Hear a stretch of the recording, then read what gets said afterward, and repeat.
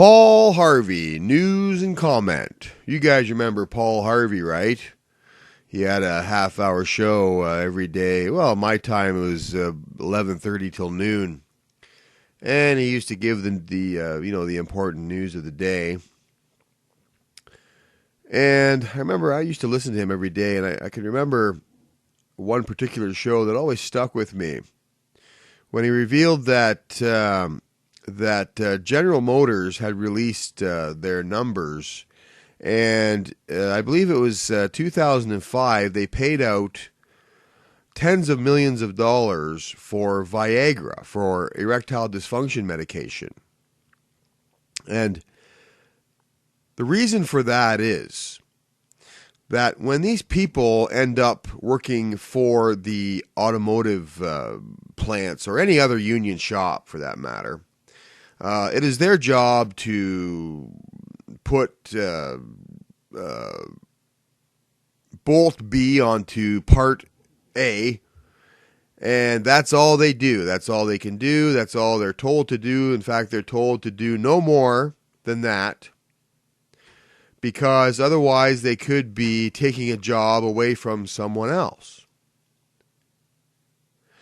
And what happens at the end of the day is they have been robbed of their creativity, their initiative, their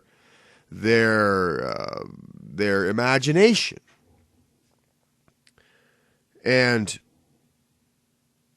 that makes them miserable. It makes them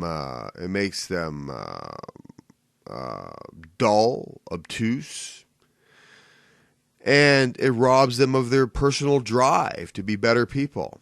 And so eventually, over time, this attitude extrapolates into the rest of their life, into their sports or every other activity of their lives. And what we learned from the numbers is that when General Motors finally went bankrupt, they were a retirement home that just happened to make cars. And these men, they were taking this lack of ingenuity, lack of passion, as it was stolen from them at work, by this attitude that if you can show that you can do more than what you've been tasked with doing, someone else may not be hired. And what happens then is that job is not filled because someone else has shown that they can do their job plus the other job, and they're happy doing it.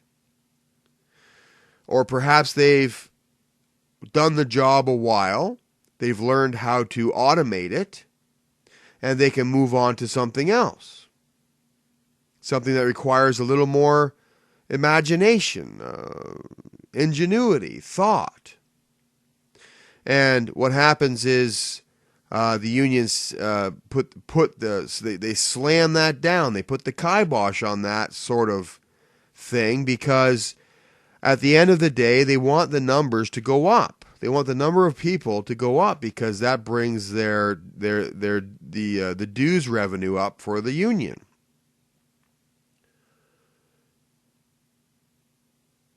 So what happens is these men they have this creative spark because people are all created in the image and likeness of God, and God is a creator. People have intrinsic creative drive. It's just built into them.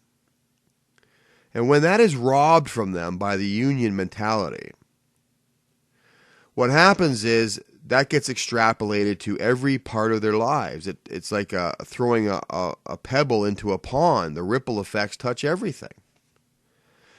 And these men are going home, and that lack of passion, the lack of drive, the lack of ingenuity, the lack of that creative spark that's been snuffed out by the union, it gets taken into the bedroom. And guess what happens? They can't perform. They have nothing. They come home, They come home empty shells. And these are miserable people. I've dealt with, over the many decades I've been around, I've dealt with the union people. And they rob the workers of a desire to live even. I mean, if you want to see living zombies in real life, go back in time to when the unions dominated the auto industry. These people they were zombies. They didn't want to be there. They hated their jobs. It's because they've had that creative spark sucked out of them by the union mentality. This is why we play games. This is why we play sports. This is why we do this, because we are driven to be creative people, creating new ways to win, greater and better abilities. That's who we are. We are created in the image and likeness of God. That's why we play games. That's why we do it. When this is robbed from us, it